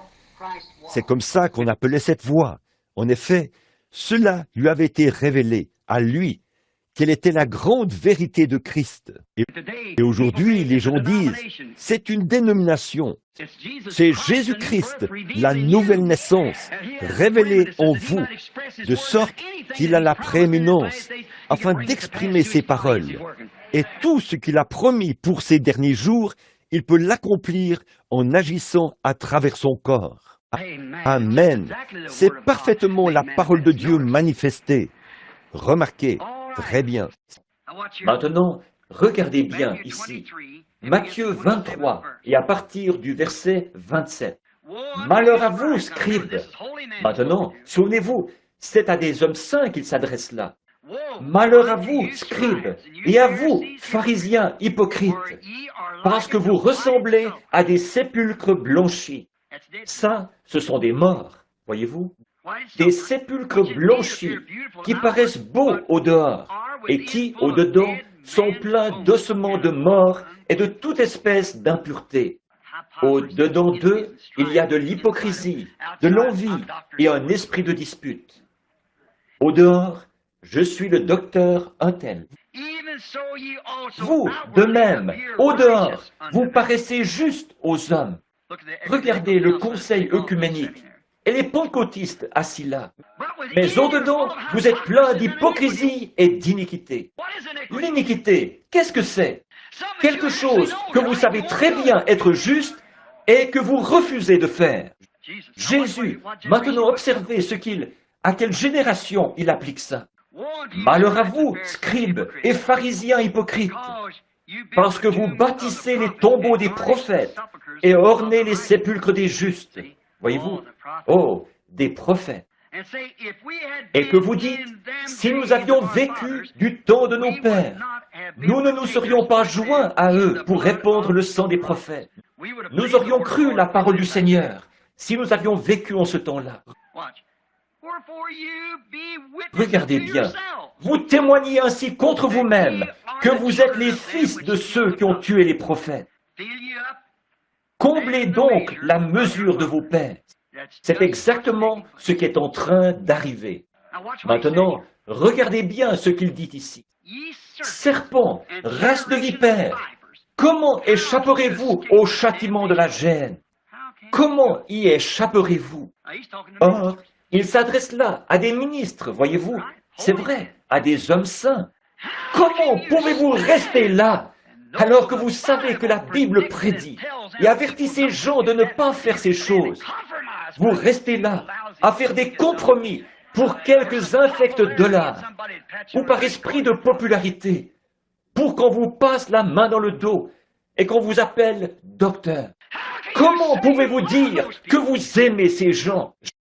Je prêche aussi à ceux qui écoutent les bandes, voyez. Comment pouvez-vous dire que vous aimez ces gens et laisser une telle chose arriver?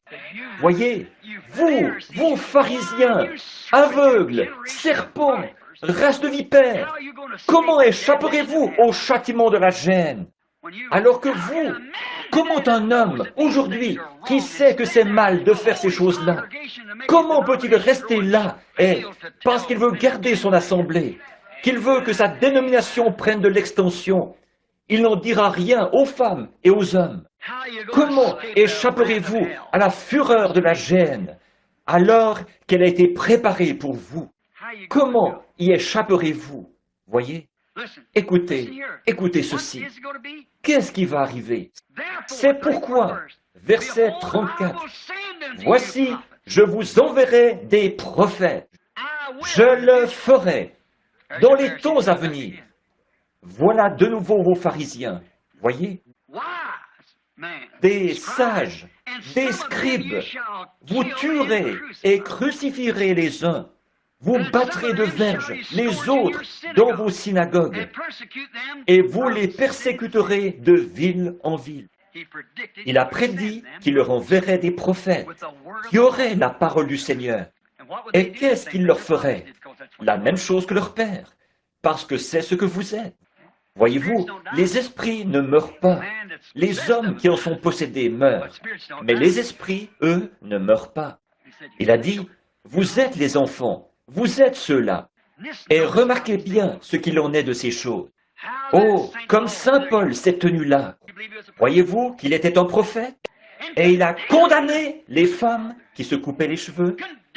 Il a condamné leurs organisations. Il a annoncé que tout homme qui n'était pas baptisé au nom de Jésus-Christ devait venir se faire rebaptiser. C'est vrai.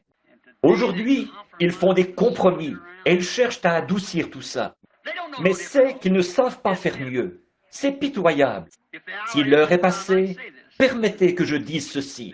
Voyez-vous, ils étaient aveugles, prédestinés à être aveugles. Que Dieu soit miséricordieux. Ils ne pouvaient pas le voir. Vous êtes aveugles et nus. Là, il y a vraiment de quoi désespérer. Comment peut-on être aveugle et nu et ne pas le savoir? Pourtant, il est dit qu'ils sont aveugles et nus et qu'ils ne s'en rendent pas compte. La réponse, c'est qu'ils sont aveugles et nus spirituellement. Vous vous souvenez quand Élisée et Géasi étaient encerclés par l'armée des Syriens? Rappelez-vous qu'Élisée les a frappés d'aveuglement par la puissance de Dieu. Pourtant, ils avaient les yeux grands ouverts et ils voyaient où ils allaient. Leur aveuglement était particulier en ceci, c'est qu'ils pouvaient voir certaines choses, mais qu'il y a d'autres choses qu'ils ne pouvaient pas voir, par exemple Élisée, son serviteur et le camp d'Israël. Ce que voyait cette armée ne lui servait à rien. Ce qu'il ne pouvait pas voir les a rendus captifs. Or, qu'est-ce que cela signifie pour nous? Cela signifie exactement la même chose qu'à l'époque du ministère terrestre de Jésus. Il a essayé de leur enseigner la vérité, mais ils ne voulaient pas écouter. Jean 9.40 à 41, quelques pharisiens qui étaient avec lui, ayant entendu ces paroles, lui dirent, « Nous aussi, sommes-nous aveugles ?» Jésus leur répondit, « Si vous étiez aveugles, vous n'auriez pas de péché.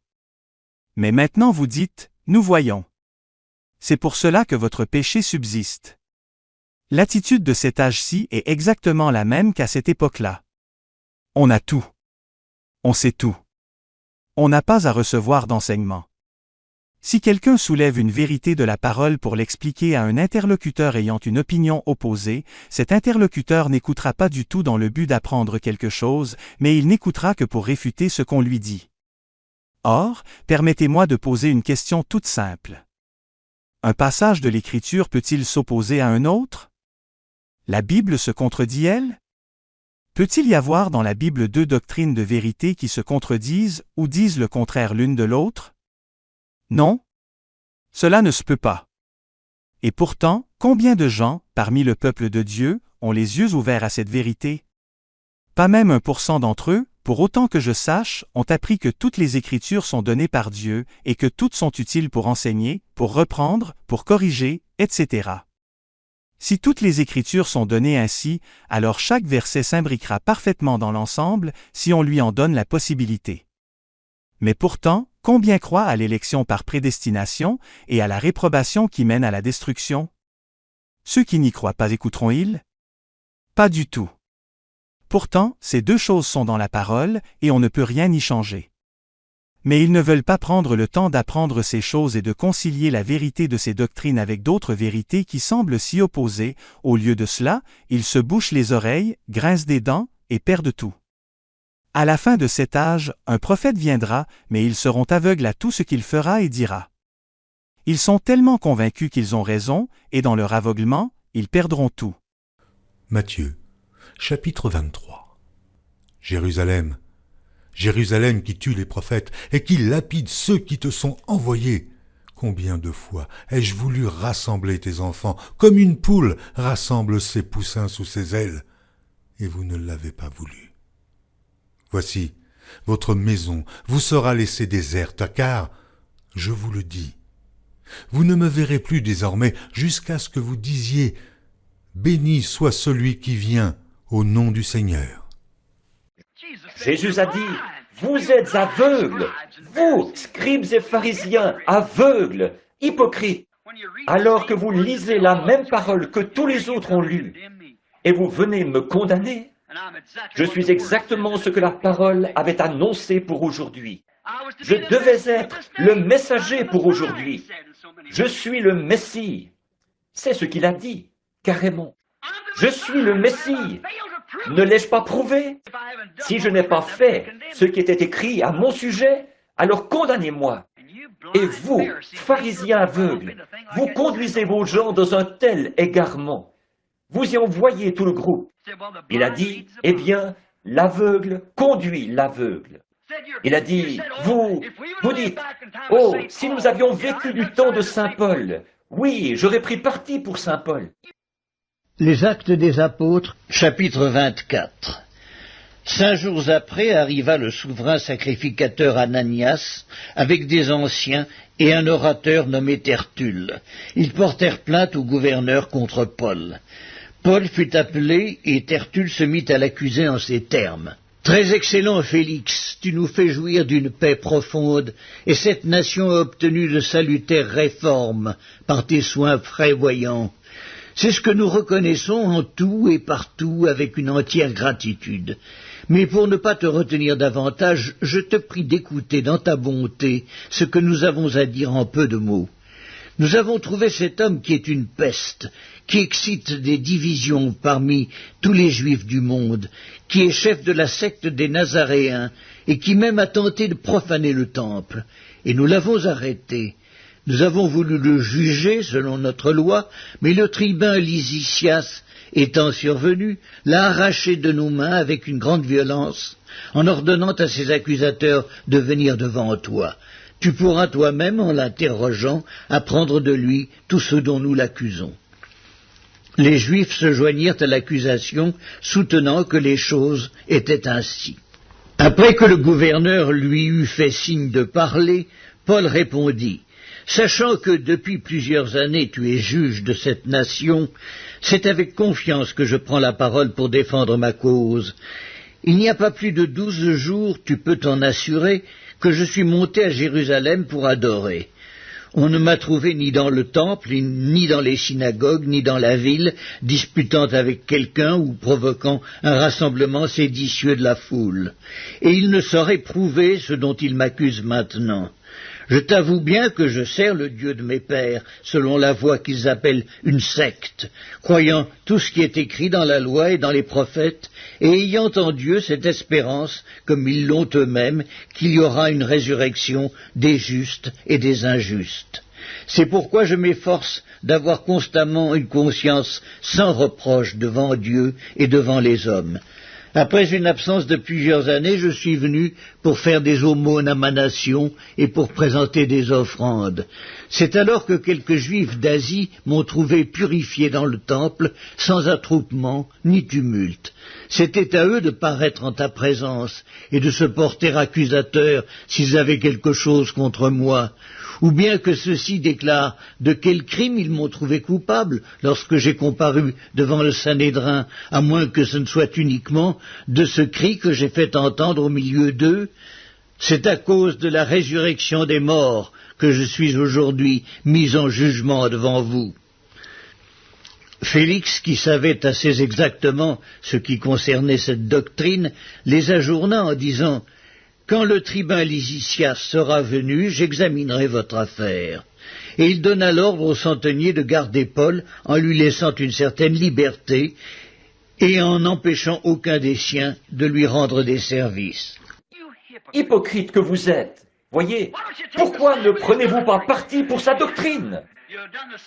Vous auriez agi de la même manière que maintenant, car vous êtes les enfants de vos pères des organisations, pharisiens, sadducéens et gens imprégnés de leur propre justice.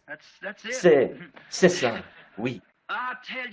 Je vous le dis, et à l'heure où nous vivons, je me demande si ceci pourrait être le troisième poule.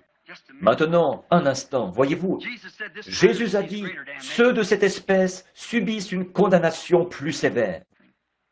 Voyez, c'est terrible, n'est-ce pas? Apocalypse de Jean, Chapitre 6. Je regardais quand l'agneau ouvrit un des 7 sceaux, et j'entendis l'un des 4 êtres vivants qui disait comme d'une voix de tonnerre, « Viens !» Je regardai, et voici parut un cheval blanc. Celui qui le montait avait un arc, une couronne lui fut donnée, et il partit en vainqueur et pour vaincre.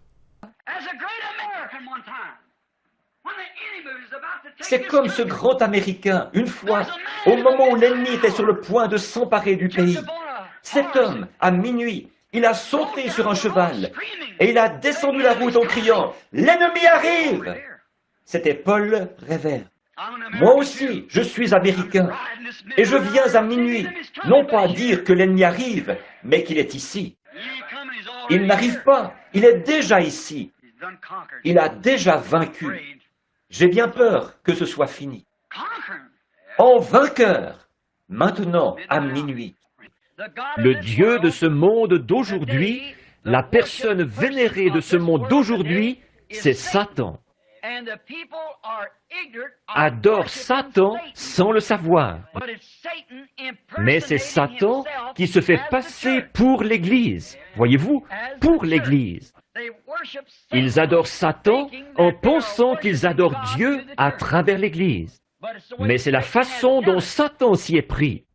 Oh, vous dites, mais un instant, nous prêchons la parole. Reportez-vous à mon texte ici de ce soir. C'est Satan qui, le premier, a prêché la parole à Ève.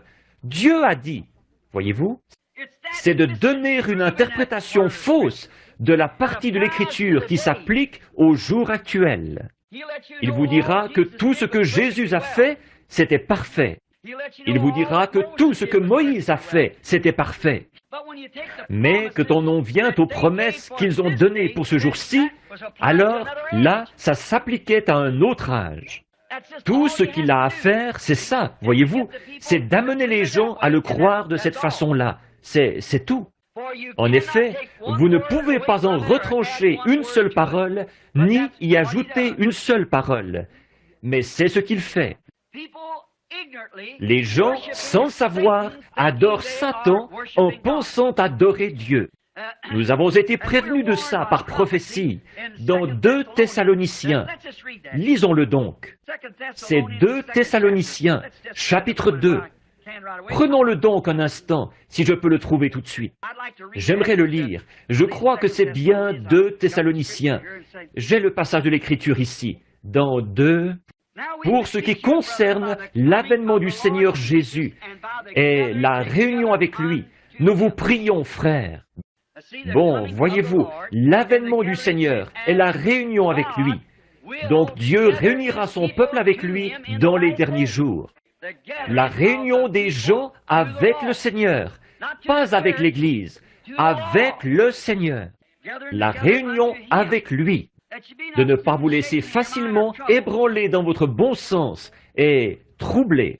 Troubler soit par quelque inspiration, soit quelques paroles ou par quelques lettres qu'on dirait venir de nous, comme le jour du Seigneur était déjà là. Que personne ne vous séduise d'aucune manière, car il faut que l'apostasie soit arrivée auparavant et qu'on ait vu paraître l'homme du péché. L'homme du péché. Regardez bien ce qu'il est là. L'homme du péché, le fils de la perdition. Ça, c'était Judas, voyez-vous. L'adversaire qui s'élève au-dessus de tout ce qu'on appelle Dieu ou de ce qu'on adore, jusqu'à s'asseoir dans le temple de Dieu, se proclamant lui-même Dieu. Cette tromperie de l'Église d'aujourd'hui. Voyez-vous, le fils de la perdition, le diable, le fils de la perdition, le diable. Donc, les gens adorent Satan en ce jour-ci en pensant qu'ils adorent Dieu.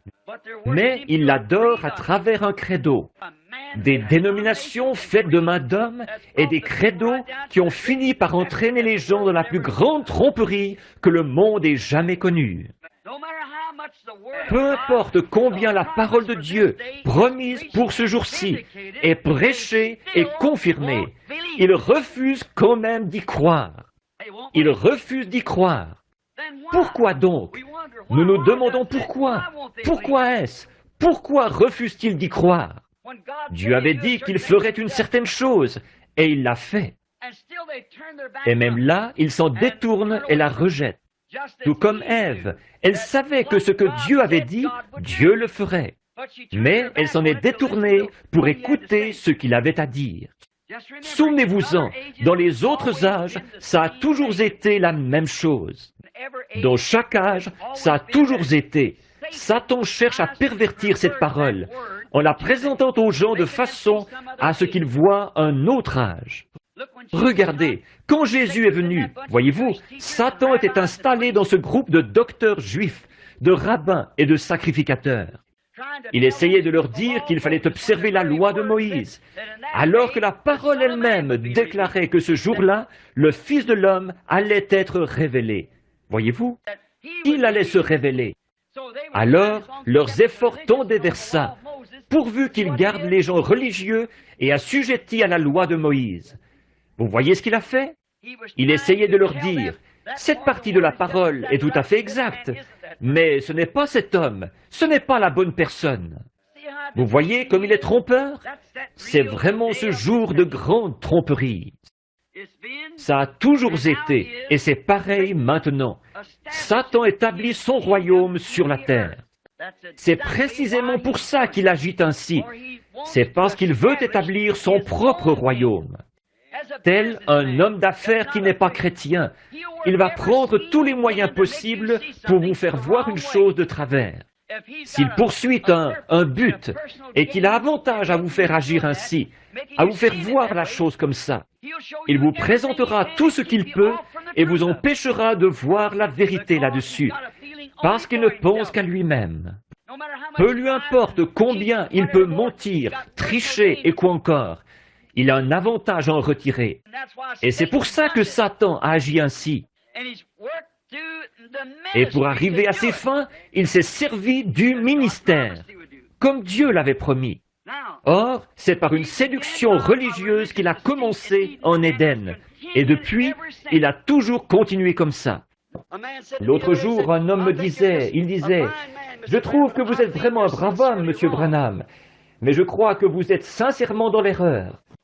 Vous êtes complètement en dehors de sa volonté. Savez-vous que vous allez être condamné au bout du chemin? » J'ai dit, « Écoutez, je voudrais vous dire quelque chose. Disons que vous ayez raison, disons juste à titre d'exemple. Si je suis dans l'erreur, ce que je ne crois pas. Mais si j'étais dans l'erreur et que je sache en ce moment que j'allais vivre jusqu'à l'âge de 100 ans et qu'il allait me condamner au bout du chemin, me dire « Tu ne mérites pas d'entrer dans mon ciel, William Branham. Va-t'en dans les ténèbres du dehors. » Savez-vous quoi? Je le servirai quand même tous les jours de ma vie jusqu'à ce que je parte. En effet, j'ai reçu de lui tellement de bénédictions que je ne méritais pas, qu'il est plus que la vie pour moi. Il est tout ce que je suis, tout ce que je pourrais jamais espérer être. Je le dois à sa grâce et à sa miséricorde. J'étais malheureux, misérable, pauvre, aveugle. Mais c'est par la grâce qu'il m'a guéri. Et je suis robuste et en bonne santé par la grâce de Dieu. J'ai une bonne vue. J'ai à manger, à boire. J'ai tout ce dont j'ai besoin. Il n'a jamais promis de pourvoir à mes désirs, mais à mes besoins. Et si je suis rejeté ce jour-là, et que je sache, je ne peux pas voir pourquoi je le serais. Mais si je savais que j'étais dans l'erreur, et que c'est ce que Dieu ait choisi pour moi, que je sois dans l'erreur, je voudrais rester dans l'erreur, et parce que je veux faire sa volonté. Je l'aime tellement que je veux que sa volonté soit faite. C'est toute une affirmation, ça, mais j'espère que vous comprenez la manière, l'esprit dans lequel je l'ai dit. Vous voyez, je veux faire sa volonté. À un moment donné, je lui demande quelque chose. Il hoche la tête. Non. Je me réjouis tout autant de ça que je le pourrais s'il disait oui. En effet, nous devrions toujours demander que ta volonté soit faite. Ses non sont tout aussi. Si c'est ça sa volonté, c'est aussi. C'est bien mieux que ses oui, si c'est sa volonté de faire comme ça. C'est là qu'on l'aime vraiment. Amen. Je me mets à parler de lui et je ne peux plus m'arrêter. Oh, il est tellement réel pour moi. Mes amis, il est tout ce que je suis, tout ce que je pourrais jamais être, tout ce que je m'attends jamais à être. Tout cela est fondé sur Jésus-Christ, sa parole. Je suis reconnaissant ce soir du témoignage du Saint-Esprit, du message. Je sais qu'il se pourrait que certains pourraient être en désaccord avec, mais comme je vous l'ai dit, je suis lié par le devoir envers un message. Un signe apparu, et Dieu n'envoie pas un signe simplement pour montrer qu'il est Dieu. Il y a toujours un message, une voix qui suit le signe. Tout le monde sait ça. Jésus est venu avec des signes et des prodiges. Il était un grand homme quand il opérait des signes et des prodiges. Mais quand il s'est assis et qu'il s'est mis à apporter le message, moi et le Père, nous sommes un. Oh là là, pour eux c'était faux, ça. Voyez, mais la voix devait suivre le signe. Moïse a reçu 2 signes, et chacun de ces signes avait une voix. C'est exact. J'ai prêché là-dessus il y a quelque temps, quelque part, sur la voix du signe. Il doit avoir une voix, ce signe. C'est un changement. C'est toujours comme ça. Sinon, ce n'est pas venu de Dieu. Si un homme se présente avec un ministère étrange, inhabituel, que ce ministère correspond à la vérité de la Bible, mais que cet homme continue à s'en tenir à la même vieille doctrine dénominationnelle, oubliez ça. Ça ne vaut rien. Dieu ne fait rien de semblable. Cette affaire-là, c'est de la manne pourrie. C'est grouillant de termites ou de vermisseaux ou du nom que vous voudrez donner à ça. D'il y a 40 ou 50 ans, et ils essayent encore de manger de cette vieille manne qui est tombée il y a bien des années passées. Les enfants d'Israël, quand ils faisaient route, ils tombaient de la manne neuve tous les soirs. C'est exact, on ne pouvait pas la conserver jusqu'au lendemain. Nous ne vivons pas d'un autre âge qui est du passé. Nous mangeons de la manne neuve, de la manne fraîche qui descend du ciel, alors que nous poursuivons notre marche. Maintenant, courbons la tête. Seigneur Dieu, tu es tellement réel, ta présence. Je pense à la grâce, Seigneur. Nous t'avons vu faire tant de choses. Nous t'avons entendu parler en langue. Nous te voyons en donner l'interprétation par ton peuple. Ô Dieu, de te voir guérir les malades, ouvrir les yeux des aveugles, faire marcher les boiteux, entendre les sourds, parler les muets. Quel Dieu grand et puissant tu es! Et de voir que tu as promis ces choses pour les derniers jours. Bien que nous trouvions beaucoup d'imitations charnelles, reste que celles-ci ne font qu'indiquer qu'il y a un vrai Dieu quelque part, qui est réellement vrai. Aussi je prie, Père Céleste, ce soir, que nous devenions tellement conscients de Dieu que nous reconnaissions que tu es ici. Et ces gens qui sont dans la ligne, quand ils passeront dans la ligne, Seigneur, en effet, si nous faisons comme ça, c'est parce que nous leur avons fait une promesse. Et tu as dit, voici les signes qui accompagneront ceux qui auront cru.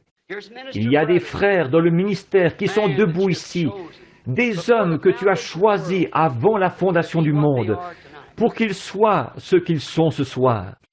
Tu savais, avant qu'il y ait un monde, que nous serions debout ici ce soir, parce que tu es infini.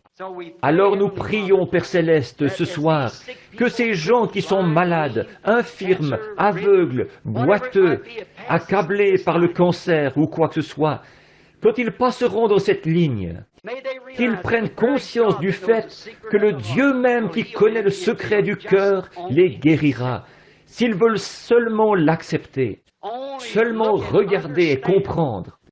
L'homme qui regardait le serpent d'airain en le considérant simplement comme un prêtre, morceau d'airain, celui-là ne serait jamais guéri, parce qu'il ne comprenait pas de quoi il s'agissait. Et aujourd'hui, Seigneur, c'est pareil.